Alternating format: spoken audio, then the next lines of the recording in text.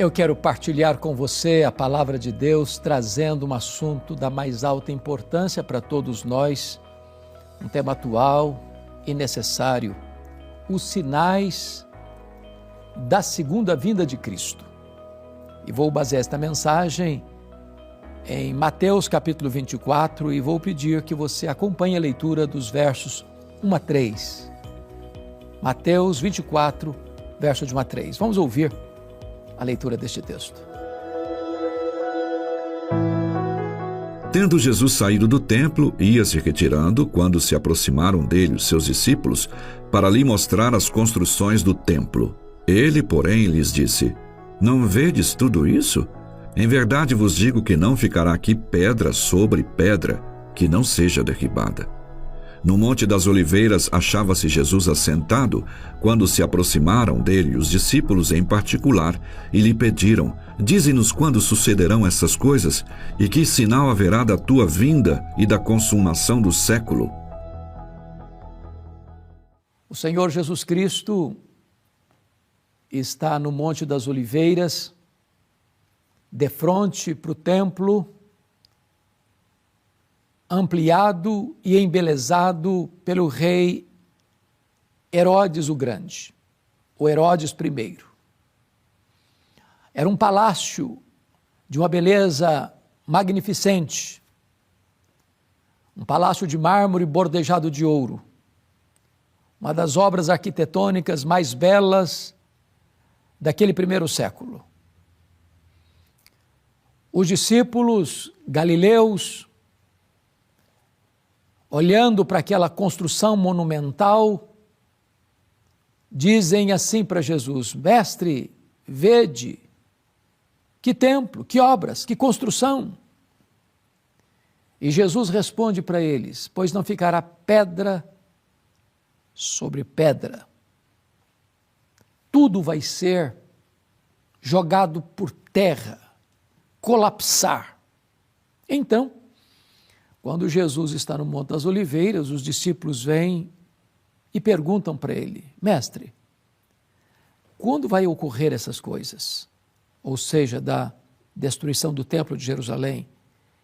Que sinal haverá da tua vinda e da consumação dos séculos? Então Jesus responde aos discípulos naquilo que nós chamamos de o grande sermão profético de Jesus Cristo, registrado em detalhes aqui em Mateus 24 e Lucas 21. O Senhor Jesus Cristo vai usar este fato histórico ocorrido décadas depois, a destruição de Jerusalém, a destruição do Templo de Jerusalém no ano 70, quando Israel, o povo de Israel foi disperso pelo mundo, na mais longa diáspora, do ano 70 a 14 de maio de 1948, mais de 1.800 anos, quando Israel retorna milagrosamente, cumprindo as profecias bíblicas, para o seu território.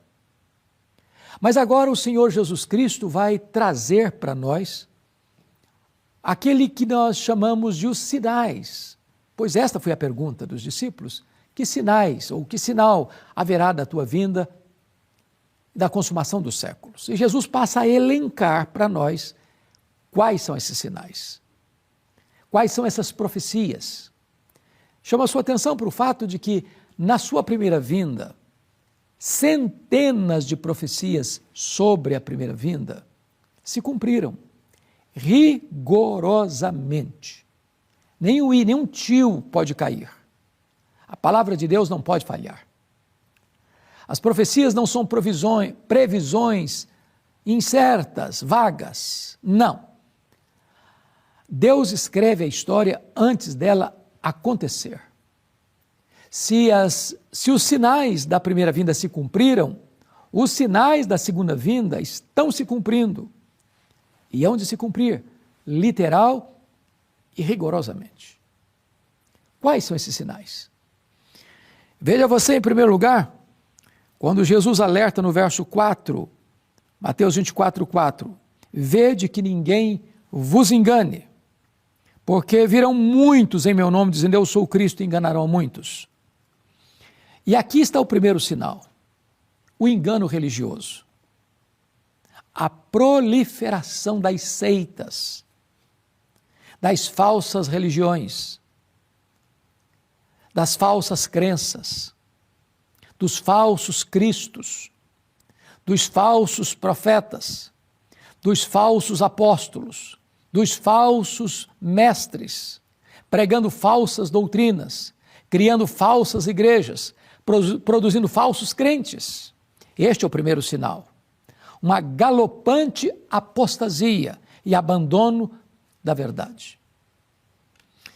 Depois, no verso de número 6, está escrito: e certamente ouvireis falar de guerras e rumores de guerras.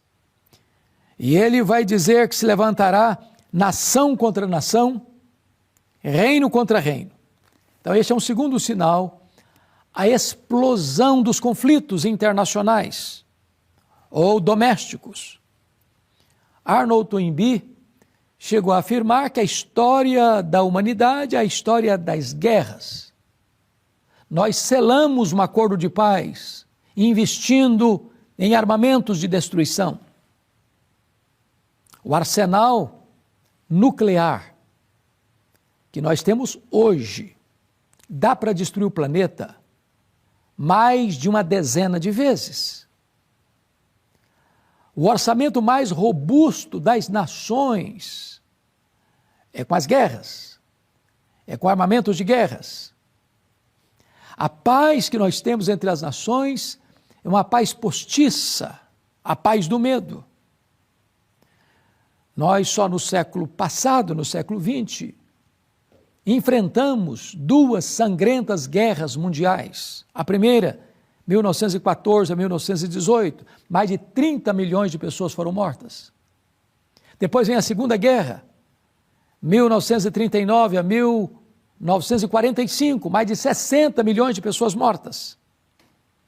Mas depois vem as mortes crudelíssimas, sob as mãos dos regimes totalitários, comunistas, fascistas, que trouxeram derramamento de sangue entre as nações, regimes totalitários, ateístas, que tiraram a liberdade do povo e massacraram as nações. Tivemos guerras étnicas, como em Ruanda, mais de 1 milhão de pessoas mortas. Guerras religiosas, que ainda espalham terror mundo afora.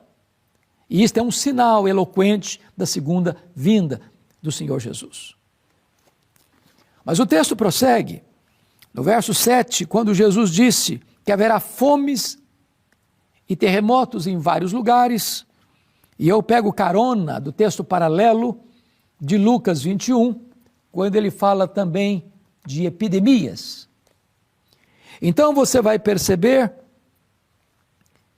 primeiramente, que um dos sinais da segunda vinda é o problema da fome. O problema da fome não é porque falta provisão, falta justa distribuição. Enquanto uns morrem de comer, outros morrem de fome. Se nós usássemos todos os recursos que tem e se gasta com armas de destruição para distribuir pão, não haveria fome no mundo.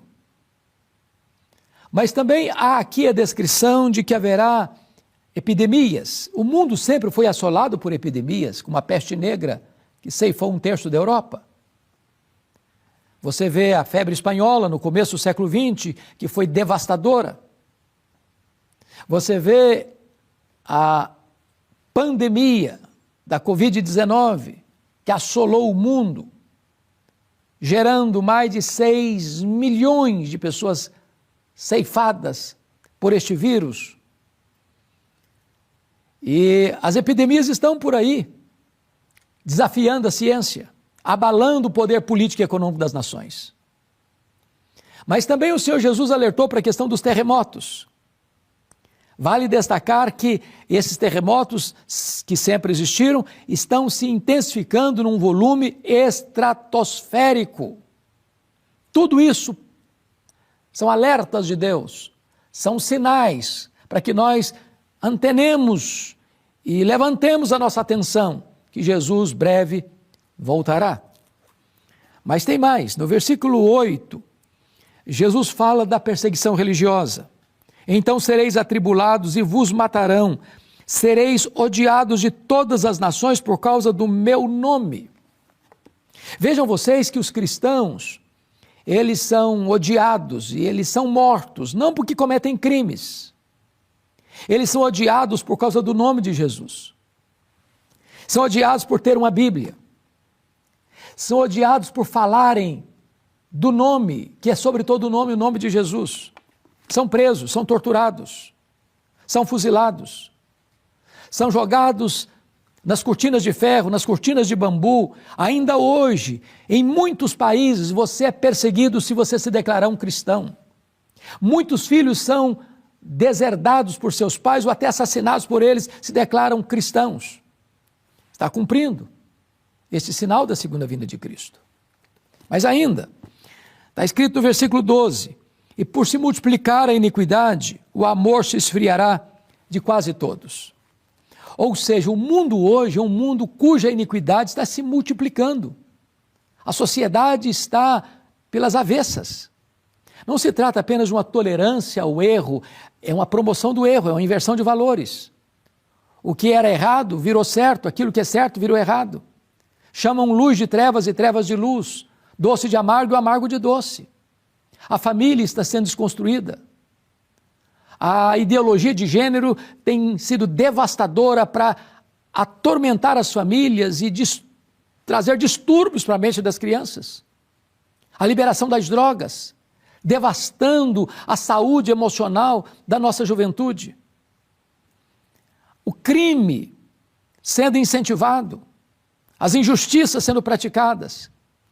Todas estas coisas são como que uma explosão de iniquidade, onde a vida não é valorizada na prática criminosa do aborto, onde as drogas são liberadas para destruir famílias, onde a ideologia de gênero destrói a questão da essência da formação humana, porque Deus fez homem e mulher, segundo a sua imagem e a sua semelhança.